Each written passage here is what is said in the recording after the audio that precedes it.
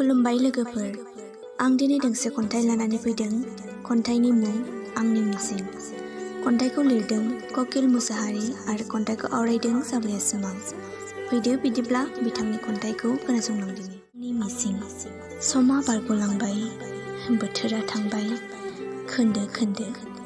जिउनि मिजिं लानानै हास्थायो आं समजों लोगो जाफानो, बोथोरजों थांफानो।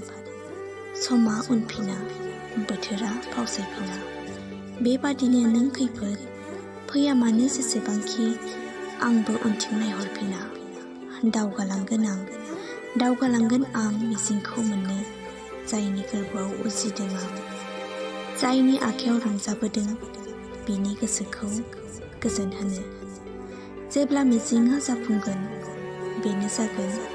बेनो जागोन आंनि जागायजेननाय आरो जोबनाय सम।